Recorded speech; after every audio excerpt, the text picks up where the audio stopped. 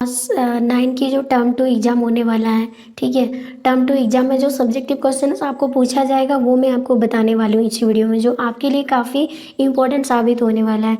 देखिए, मैंने आपको जो है टर्म 2 के सिलेबस ऑलरेडी दे चुकी हूँ। आपको हिस्ट्री से जो है ये 2 चैप्टर पूछा जाएगा, 2 चैप्टर, एक 3 और एक 4। मैंने चैप्टर 3 का वीडियो ऑलरेडी अपलोड कर चुकी हूँ। इसमें जितने क्वेश्चन है वो बता दिया गया है। अब करने वाले हैं यानी कि चैप्टर नंबर 4, जितना आपका क्वेश्चन जो एग्जाम में पूछा जाएगा सारे क्वेश्चंस को यहाँ से देखते हुए चलेंगे, ठीक है। और वीडियो को हाँ लाइक करना, शेयर करना और सब्सक्राइब करना तो ना भूलें, और ऑल नोटिफिकेशन पर क्लिक करें, क्योंकि जब भी आपको एग्जाम से रिलेटेड जो भी चीज़ें बता दी जाएगी सबसे पहले आपको इन्फॉर्मेशन मिल जाएगा। इसीलिए चैनल को सब्सक्राइब करके ऑल नोटिफिकेशन पर जरूर क्लिक करना है, ठीक है। तो चलिए हम शुरुआत करते हैं। आपको पहले सिलेबस को समझना बहुत ज़्यादा ज़रूरी है, और इसके लिए वीडियो जो है बना दी गई है। अगर आपने नहीं देखे तो पहले उन सिलेबस को देख लीजिए, उसके बाद आप यहाँ से शुरू करेंगे, क्योंकि आपके पास अभी टाइम नहीं है। और आपका एग्ज़ाम जो है मैं बता रही हूँ आपको जून में, तो यहाँ पे मैं 200% आपको मतलब कन्फर्म देती हूँ, आपका एग्ज़ाम जो जून को होने ही वाला है। और इसमें आपको सब्जेक्टिव दिया जाएगा। सब्जेक्टिव मतलब समझते हैं, आपको लिखना पड़ेगा। जैसे इस बार जो आपका टर्म 1 हुआ वो नहीं, ऑब्जेक्टिव नहीं, यानी पूरा आपको भर भर के लिखना पड़ेगा। जैसे 10 क्लास में इस बार हुआ था सब्जेक्टिव प्लस ऑब्जेक्टिव, तो आपको केवल सब्जेक्टिव होगा, क्योंकि ऑब्जेक्टिव आपका हो चुका है। तो जून में कंफर्म हो जाएगा आपका, ठीक है। तो इससे आपके पास टाइम नहीं है, तो आप पहले से तैयारी करेंगे तो आपके लिए ही बेटर होगा। तो चलिए हम शुरुआत करते हैं पहला क्वेश्चन से। पहला क्वेश्चन से हमारा यहाँ पे आपको 1 नंबर में पूछा जाएगा, जैसे भारतीय वन्य कानून जो है ये कब लागू कर दिया गया, या फिर भारतीय वन अधिनियम जो है ये कब बना। तो आंसर हो जाएगा ये 1865 ईस्वी को ही बना दिया गया था, ठीक है। आपको ध्यान रखना है इस बात को। आगे क्वेश्चन दिया है भारतीय वन सेवा की स्थापना कब हुई। तो भारतीय वन सेवा की जो स्थापना हुई थी ये 1864 ईस्वी को हुई थी। याद रखेंगे इन सारे बात। इसमें बोला है एम्पीरियल फॉरेस्ट रिसर्च इंस्टीट्यूट कब स्थापना की गई, यानी कि यहाँ पर जो हमें दिया है ये एम्पीरियल फॉरेस्ट रिसर्च इंस्टीट्यूट जो है ये कब को मतलब स्थापित कर दिया गया था। तो आंसर हो जाएगा ये 1906 को स्थापित कर दिया गया था। याद रखेंगे इसको कब स्थापित किया गया था, तो 1906 ईस्वी को कर दिया गया था, ठीक है। आपको इस चैनल पर एग्जाम से रिलेटेड सारे सब्जेक्ट की क्वेश्चन जो है बता दी जाएगी, तो चैनल को सब्सक्राइब करना बिल्कुल ना भूलें, नहीं तो आपकी बहुत जो है इंपॉर्टेंट क्वेश्चन छूट जाएगी। तो पहले यहाँ 4 नंबर क्वेश्चन है, भारत का प्रथम वन महानिदेशक कौन था, यानी भारत में से प्रथम वन महानिदेशक कौन था। तो आंसर हो जाएगा जैसे यहाँ पर आपको दिख रहा है डायट्रिस ब्रैंडिस थे, ठीक है। ये थे सबसे पहले महानिदेशक वन के। आगे है एम्पीरियल फॉरेस्ट इंस्टीट्यूट कहाँ पर स्थित है। देखो इनको कराया गया था 1906 में, और ये कहाँ पर स्थित है, अभी फिलहाल देहरादून में स्थित है, ठीक है। देहरादून के अंदर स्थित है। और आगे क्वेश्चन से यहाँ पर दिया है बस्तर कहाँ है। तो यहाँ पर है बस्तर जो ये कहाँ पर स्थित है, फिलहाल मध्य प्रदेश, उड़ीसा, आंध्र प्रदेश या छत्तीसगढ़। तो आंसर हो जाएगा बस्तर जो है अभी छत्तीसगढ़ के अंदर है, ठीक है। एंड आगे क्वेश्चन यहाँ पर दिया है एक माली लंबी रेल लाइन बिछाने में कितनी स्लीपरों की आवश्यकता पड़ती है, यानी 1 मील लंबी रेल लाइन को बिछाना है तो कितनी मतलब कितनी स्लीपरों की आवश्यकता होती है। तो आंसर हो जाएगा 1760 से 2000 स्लीपर के लगभग जो है 1 मील अगर हम स्लीपर बिछाएंगे रेलवे लाइन के लिए, तो इतने लगभग स्लीपर जो है लग जाते हैं। कितने, 1760 से 2000 के बीच में, ठीक है। आगे क्वेश्चन से जंगल एवं जमीन को साफ कर स्थान बदल कर की जाने वाली खेती को क्या कहा जाता है, यानी कि जंगल की जो जमीनों को साफ किया जाता है और उसको बदल कर जो खेती की जाती है, इसको क्या कहा जाता है, इसको कहा जाता है झूम या घुमंतू खेती कहा जाता है। कौन सी खेती, झूम या घुमंतू खेती कहा जाएगा। इसमें आपको सारे क्वेश्चन जो है सारे सब्जेक्ट का क्वेश्चन आपको बता दिया जाएगा, बिल्कुल आपको मतलब कंफ्यूज ना होना है, ठीक है। 9 नंबर क्वेश्चन है सीधी पंक्ति में एक ही तरह के पेड़ लगाकर इस क्षेत्र को नाम दिया जाता है। क्या नाम दिया जाता है, जो सीधी पंक्ति में जो मतलब पेड़ों को लगाया जाता है ना, तो उसका नाम दिया जाता है बगान, ठीक है। क्या नाम दिया जाता है, बगान। आपने देखिए सीधे पंक्ति में जो पेड़ को लगा दिया जाता है इसको बगान कहा जाता है। या तो आम का पेड़, लीची का पेड़, तो आम का है तो आम का बगान, लीची का बगान, इस तरह नाम दिया हुआ रहता है। आगे क्वेश्चन से किस अंग्रेज अफसर ने 400 बाघों को मारा था। देखिए बहुत मतलब क्या हुआ था, 400 बाघों कम नहीं होते, उन्होंने क्या किया था, बाघ को मार दिया था। ये तो गलत काम है, ठीक है। तो किसने किया था, जॉर्ज यूल ने करा था। आगे क्वेश्चन यहाँ पर हमें दिया हुआ है 11 नंबर, इसमें दिया है कि सन 1600 में भारत की भूमि का कितना भाग कृषि अधीन था। देखिए 1600 ईस्वी में भारत की भूमि जो है वो कितना प्रतिशत जो है कृषि के अंदर आता था।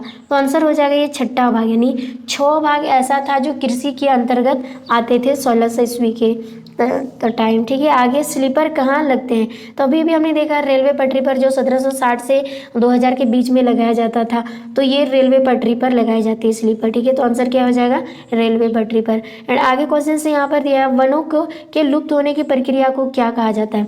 जो वन लुप्त होते हैं इस पर जो खत्म होते हैं धीरे धीरे, इस प्रक्रिया को क्या कहा जाता है, तो इसको वनिकी कहा जाता है। जो वन धीरे धीरे खत्म होते जा रहे हैं। आगे सबसे अच्छे जंगल को क्या कहा जाता है, देखिए सबसे अच्छे जंगल को आरक्षित जंगल कहा जाता है, ठीक है। इसमें सारे जीव जंतु अपने जगह पे ठीक ठाक रहते हैं। आगे 15 नंबर, दक्षिण पूर्व एशिया में झूम या घुमंतू खेती को किस नाम से जाना जाता है। देखिए हमने जाना कि जंगल में अगर ज़मीन को साफ करके बदल कर जो खेती की जाती है उसको कहा जाता है झूम या घुमंतू। लेकिन इसी झूम या घुमंतू को दक्षिण पूर्वी एशिया में किस नाम से जाना जाता है, तो आंसर हो जाएगा लंदित के नाम से जाना जाता है। आगे क्वेश्चन से हिमाचल प्रदेश के चरवाहे समुदाय को किस नाम से जाना जाता है। हिमाचल प्रदेश में जो चरवाहे समुदाय होते हैं, जो चराने ले जाते हैं समुदाय जो होते हैं, उनको किस नाम से जाना जाते हैं, धंगर, गोल्ला, मसाई या गद्दी। तो आंसर हो जाएगा किस नाम से जाना जाता है, गद्दी के नाम से जाना जाता है, ठीक है। अब यहाँ से आपको बता दिया जाएगा मतलब महत्वपूर्ण क्वेश्चन जो आपके एग्जाम में डायरेक्ट पूछा जाता है। तो यहाँ पर देखिए पहले क्वेश्चन से यहाँ पर दिया अंग्रेजी जहाज किस चीज़ की बनती थी। तो अंग्रेजी जहाज जो है किस चीज़ की बनती थी, टिकाऊ लकड़ी से बनती थी अंग्रेजों की जहाज, ठीक है, जो पानी में चलती। क्वेश्चन से 1700 से 1995 ईस्वी के बीच दुनिया में वनों को कितना प्रतिशत भाग जो है साफ कर दिया गया था, यानी इतना से इतना सालों के बीच जंगल को साफ कर दिया था, वो कितना प्रतिशत था, 9.3% जो है जंगल को पूरी तरह से साफ कर दिया गया था 1700 से 1900 के बीच में, ठीक है। 19वीं सदी के शुरू में किस सरकार ने जंगल को अनुत्पादक समझा, तो आंसर हो जाएगा औपनिवेशिक सरकार, ठीक है। और आगे क्वेश्चन से आप कहा कि 1778 के अन्य वन्य कानून, यानी कि यहाँ पर कह सकते हैं वन्य कानून में वनों को कितने भागों में बांटा गया था, तो आंसर हो जाएगा 3 भागों में। वो कब को 1878 के वन्य कानून के अंतर्गत जंगलों को जो है वनों को जो है 3 भागों में बांट दिया गया था। इन चीज़ों को याद करते चलेंगे। आगे घुमांतू खेती एक स्थान पर कितने वर्ष तक की जाती है।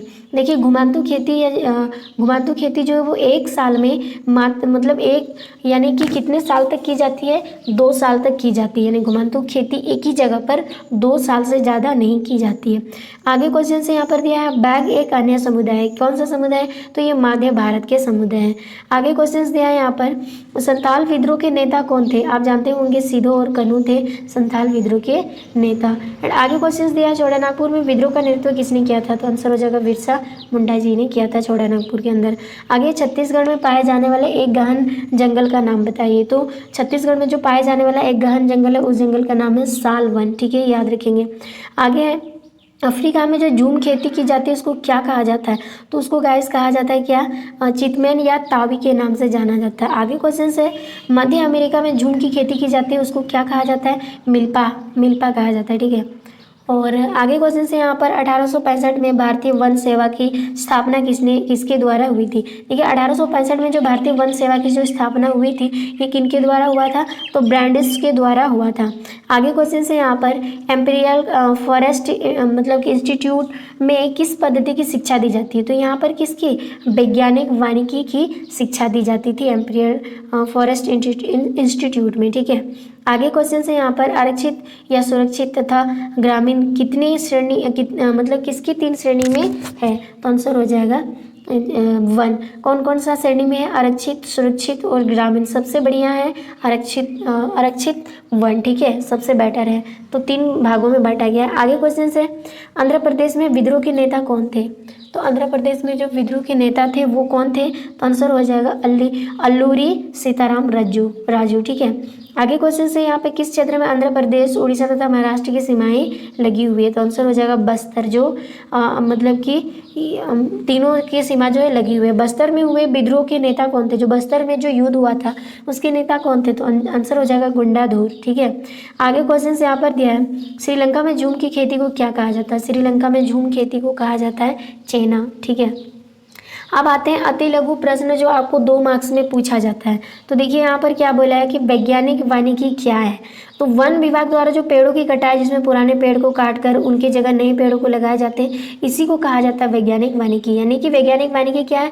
जब पुरानी पेड़ों को काटकर उसकी जगह नए पेड़ों को लगाई जाती है तो इसी को कहा जाता है वैज्ञानिक वानिकी। गाइस आपको समझ में आ गया होगा, पुराने पेड़ों को काटकर नए पेड़ों को लगाना वैज्ञानिक वानिकी कहा जाता है। आगे है स्लीपर से आप क्या समझते हैं? तो हमने अभी भी जाना कि रेल के पटरी के आर पर लगे लकड़ी के तख्ते जो पटरियों को उनकी जगह पर रोके रखते हैं उसे स्लीपर कहा जाता है। स्लीपर जो है लकड़ी की बनी होती है और ये रेल के पटरी को रोक कर रखता है कि इस पार से उस पर ना जाए, तो इसको हम लोग कहते हैं स्लीपर। यानी कि यही चीज़ यहाँ पर भी बोला है, रेल की पटरी के आर पर लगे लकड़ी के तख्तों को यानी तख्ते को पटरियों से उनकी जगह पर रोके रखते हैं यानी रोक कर रखते हैं, उसको स्लीपर कहा जाता है। ठीक है, एंड आगे क्वेश्चन से यहाँ पर दिया गांव में अंग्रेजों द्वारा किस तरह की भूमि प्रयोग हेतु छोड़ी गई थी? यानी गांव में अंग्रेजों ने किस प्रकार की भूमि को छोड़ दी थी, प्रयोग हेतु छोड़ दी थी? तो आंसर हो जाएगा जो भूमि बहुत ज़्यादा दलदली एवं सामान्यतः पहुँच से बाहर होती थी, जहाँ पर प्रायः मलेरिया जैसी भयंकर बीमारी जो है फूट पड़ती थी, वही भूमि परंपरागत रूप से गाँव वालों के सामान्य प्रयोग के लिए अंग्रेजों ने छोड़ दी थी। देखिए कितना चालाक है। ठीक है, गांव वालों के लिए अंग्रेजों ने कौन सी जमीन को छोड़ दिया? जो बहुत ज़्यादा मतलब खराब कंडीशन पर है, जैसे दलदल वाला, जहाँ से अचानक से बीमारी वगैरह मलेरिया जैसे बॉम्ब की तरफ फूट कर निकल आती थी, ऐसे ज़मीनों को गांव के लिए छोड़ा गया था अंग्रेजों ने। तो ये चीज़ें आपको याद रखना है, अंग्रेजों ने कौन सी भूमि जो है गाँव वालों के लिए छोड़ा था? जो भूमि बहुत ज़्यादा दलदली है और सामान्यतः बहुत ज़्यादा दूर है यानी पहुँच से बहुत ज़्यादा दूर है, वही ज़मीन को छोड़ के रखा था जहाँ पर मलेरिया जैसी भयंकर बीमारी जो है फूट पड़ती थी और जो भूमि परंपरागत रूप से गांव वालों के लिए प्रयोग में छोड़ा गया था। बस इतना आपको समझ लेना है। ठीक है, क्वेश्चन से यहाँ पर बोला बगान से आप क्या समझते हैं? तो हमने जाना अभी भी लाइन बाय लाइन पेड़ों को जहाँ लगाए जाते हैं उसको बगान कहते हैं। तो देखते हैं यहाँ पर बोला किसी विशेष प्रजाति के पौधों को सीधे कतारों में लगाने की प्रक्रिया को पौधारोपण या बगान कहा जाता है। बात को समझ लीजिए, अगर किसी विशेष प्रजाति की जो पौधे लगाए जाते हैं यानी एक ही प्रकार के, वो भी कतार में यानी लाइन बाय लाइन लगाई जाती है या उसको रोपण किया जाता है, तो उसी को कहा जाता है बगान या पौधारोपण कहा जाता है। तो हमें बोला है बगान, तो यहाँ पे आप दोनों में से एक लगा सकते हो। यानी सीधे आपको कैसे आंसर करना है कि एक ही प्रजाति यानी कोई विशेष प्रजाति के पौधों को जो लाइन बाय लाइन रोपी जाती है या लगाई जाती है, इसी को बगान कहा जाता है। आप ऐसे भी लिखेंगे आपको फुल मार्क्स मिल जाएगा। ठीक है, आगे क्वेश्चन से सबसे अच्छे वन किन को माना जाता है? यानी सबसे अच्छे वन आरक्षित वन को माना जाता है या सुरक्षित वन को माना जाता है? तो देखिए यहाँ पर सबसे अच्छे जंगलों को आरक्षित वन माना जाता है क्योंकि ये लोगों की दखलंदाजी से बिल्कुल सुरक्षित होता है। यानी कि यहाँ पर आरक्षित वन इसीलिए माना जाता है क्योंकि लोग जो है अपना अपना मनमानी चलाता है, लेकिन आरक्षित वन में ऐसा नहीं होता है, इसीलिए वन को सबसे अच्छा जो है ये आरक्षित वन को ही माना गया है। ओके, एंड आगे क्वेश्चन से यहाँ पर दिया है सागवान और साल जैसे वृक्षों को क्यों प्रोत्साहित किया गया है? मतलब क्या रीजन है जो इनको इतना ज़्यादा महत्व दिया गया है? तो आंसर यहाँ पर समझ लीजिए, क्योंकि वे लंबे और सीधे होते हैं। पहली बात तो वो बहुत लंबे और सीधे टाइप के होते हैं और उनसे जहाज और रेल के डिब्बे और पटरियों आसानी से बनाई जा सकती है। देखिए इसको इसीलिए महत्व दिया गया है साल और सागवान को। एक तो लंबे पेड़ होते हैं और बहुत सीधे होते हैं और उनका मतलब उपयोग जो है वो किस लिए किया जाता है? जैसे जहाज या रेल के पटरी या मतलब रेल के पटरियों या डिब्बों को आसानी से बनाया जा सकता है, इसीलिए सागवान और साल के वृक्ष को बहुत ज़्यादा जो है महत्व दिया गया है। आई होप आपको समझ में आ गया इस बात को। आगे झूम या घुमांतु खेती से आप क्या समझते हैं? देखिए इससे हमने बार बार देख चुके हैं, ये क्वेश्चन आपके एग्जाम में जरूर आएगा। तो यहाँ पर है जब वन के एक भाग को काट फूट कर, यानी काट फूट कर कहने का मतलब है उसको साफ करके क्या कर दिया जाता है, साफ करने के पश्चात उसमें अल्पकाल के लिए खेती की जाती है, यानी कुछ समय के लिए खेती की जाती है और उससे उसकी उर्वरता समाप्त हो जाने पर उसे छोड़कर आगे लिया जाता है, यानी आगे बढ़ लिया जाता है, यानी बढ़ा लिया जाता है। तो ऐसे अल्पकालीन कृषि को ही झूम या घुमांतु खेती कहा जाता है। ऐसे प्रायः वन निवासी करते हैं। कहने का मतलब है जब जंगल में एक छोटे से टुकड़े को, जमीन को साफ करके उसको खेती किया जाता है, लेकिन कम से कम समय के लिए, यानी 2 साल तक की जाती है, तब तक उसकी उर्वरता शक्ति जो है उस मिट्टी की खत्म हो जाएगी, अब वहाँ पे फसल नहीं होगा। ऐसे में किसान जो है धीरे धीरे आगे बढ़ेगा, उस जमीन को छोड़कर आगे बढ़ेगा। तो इसी को ही कहा जाता है झूम खेती या घुमांतु खेती। और ये प्रायः जो है ये कहाँ के रहने वाले लोग करते हैं, जो वन के रहने वाले, यानी जंगली एरिया में, जंगल के एरिया में ये सब होता है। तो गाइस आपको समझ में आ गया। आप समझते हैं बस्तर कहाँ है। मैं बता दूं यह स्थान जो है छत्तीसगढ़ के सबसे दक्षिणी भाग में स्थित है और आंध्र प्रदेश, उड़ीसा, महाराष्ट्र राज्यों के साथ सीमा लगाती है। कहने का मतलब है आपको ये क्वेश्चन पूछा जा सकता है कि उड़ीसा, मध्य प्रदेश और महाराष्ट्र किस जगह के साथ सीमा जो है जुड़ती है या साझा करती है, तो आंसर हो जाएगा बस्तर। या फिर आपको पूछेगा बस्तर कहाँ है, तो यह जगह जो है छत्तीसगढ़ के सबसे दक्षिणी भाग में स्थित है, जहाँ आंध्र प्रदेश, उड़ीसा और महाराष्ट्र की राज्य की सीमा जो है उससे साझा करती है। ठीक है, अब आते हैं आपका दीर्घ प्रश्न, यानी कि आपको जो 5 नंबर में पूछा जाता है। तो यहाँ पर दिया औपनिवेशिक काल के वन प्रबंधन में आए परिवर्तन ने झूम खेती करने वालों को किस तरह से प्रभावित किया, यानी किस तरह से इफेक्ट पर पहुंचा है। तो समझ लीजिए, यहाँ पर झूम खेती करने वाले लोग वे लोग थे जो बारी बारी वन के एक भाग को काट लेते थे और उसे जला लेते थे, और वृक्ष काटने और जलाने का काम बारी बारी से किया जाता था ताकि खेती भी होती रहे और बाकी हिस्से में जंगल कायम रहे। इनका सोच अच्छा था। ठीक है, वो छोटे जंगल के कुछ हिस्सों को काट कर उन्हें जलाकर उस जमीन को खेती के लिए प्रयोग करते थे, मतलब एक बार में सारा नहीं, कुछ कुछ हिस्सों को। ठीक है, और राख वाली भूमि पर मानसूनी वर्षा आने के पश्चात बीज बोए जाते थे और अक्टूबर नवंबर में फसल काट ली जाती थी। मतलब कि जो राख हुआ, जहाँ से लकड़ी को काट करके जो राख जो आया, उसमें जो मानसूनी वर्षा होती है तब बीज को बोया जाता है। उसके बाद इस फसल को अक्टूबर नवंबर में काट ली जाती थी। परंतु अंग्रेज सरकार ने झूम खेती को एक शर्मनाक प्रथा मानकर बिल्कुल बंद कर दिया, यानी अंग्रेजों ने इनको बंद कर दिया।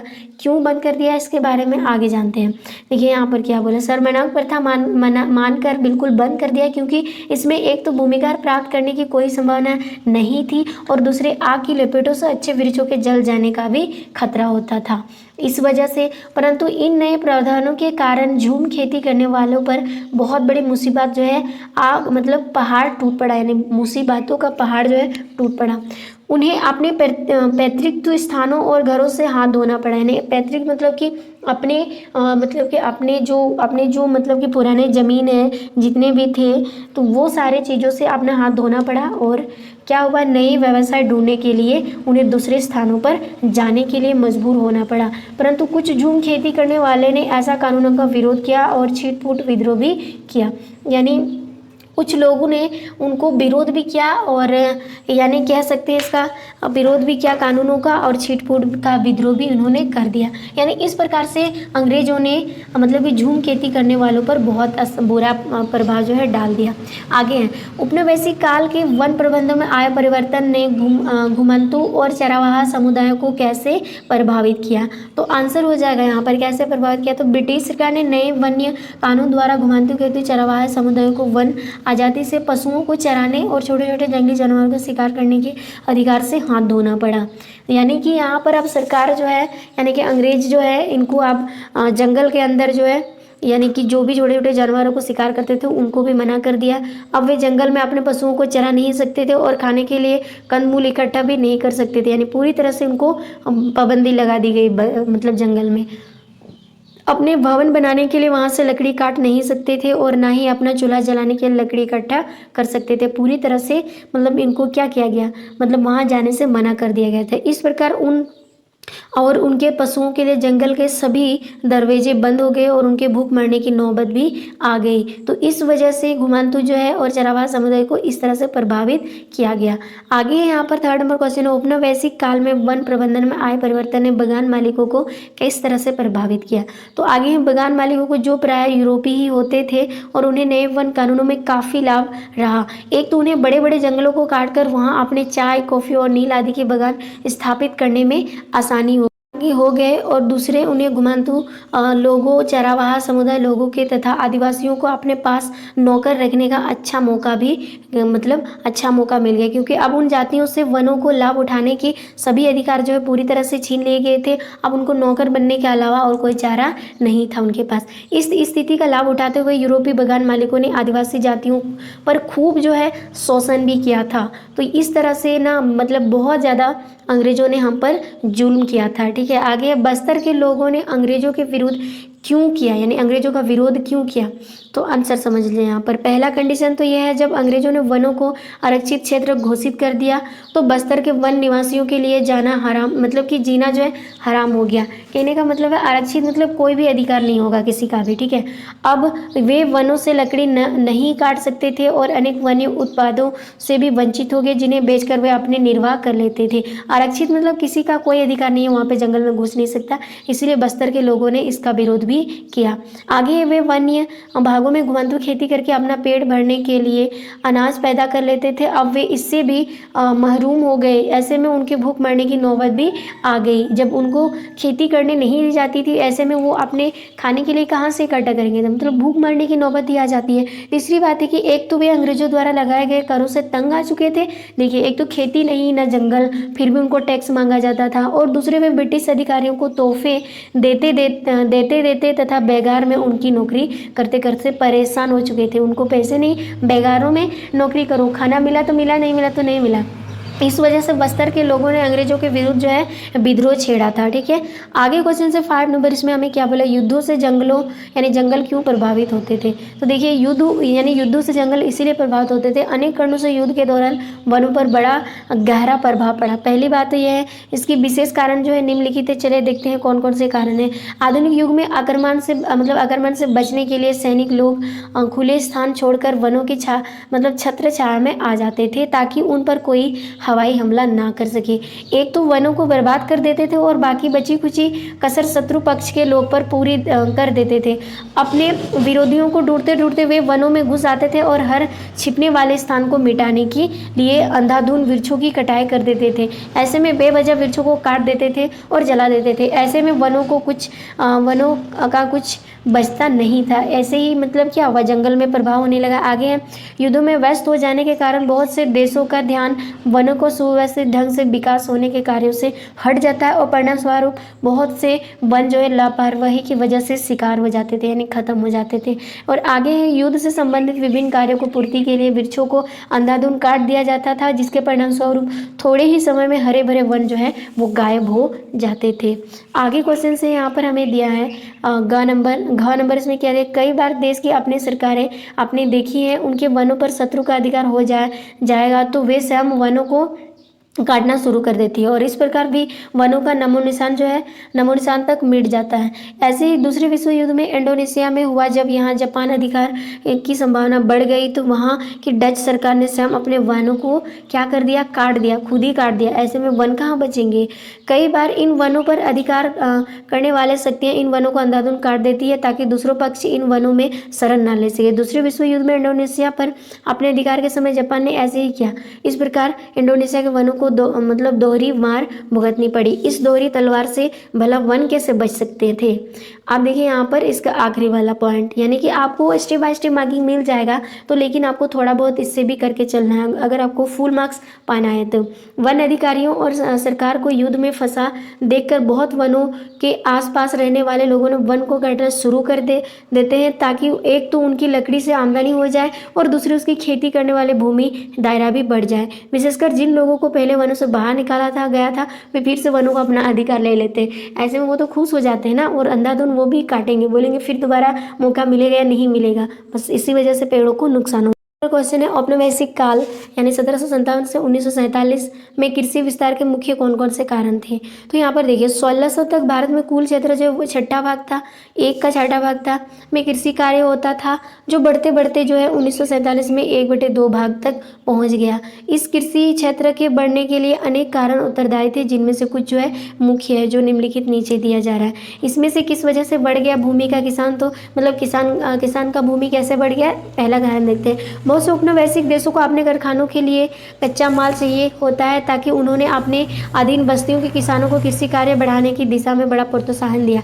इस प्रकार देखते ही देखते बहुत सी ऊपर यानी कि उस पर और वन्य भूमि कृषि के अधीन लाई गई। किसानों को पटसन, गन्ना, गेहूं और कपास की खेती करने को कहा गया, क्योंकि इंग्लैंड के कारखानों में ऐसे कच्चा माल की बहुत ज़्यादा आवश्यकता थी। पहली बात तो यह है। दूसरी है, इंग्लैंड के साथ साथ अन्य यूरोपीय देशों की भी जनसंख्या तेजी से बढ़ रही थी, इसीलिए उनके लिए भी एक बड़ी मात्रा में खाद्य और ऐश्वर्य की सामग्री की आवश्यकता होती थी, और जो भारत जैसे बस्तियों से ही पूरी हो सकती थी। फिर क्या था, इन चीज़ों की पूर्ति के लिए कृषि के अधीन भूमि निरंतर जो है बढ़ती ही चली गई थी। इस वजह से खेती जो है बढ़ गया, यानी कि जमीन बढ़ गया। यूरोपीय देशों में चाय, कहवा और रबड़ आदि की बहुत मांग थी, इसीलिए ब्रिटिश सरकार ने इन चीज़ों की पैदावार को भारत में एक बड़े पैमाने पर शुरू कर दिया।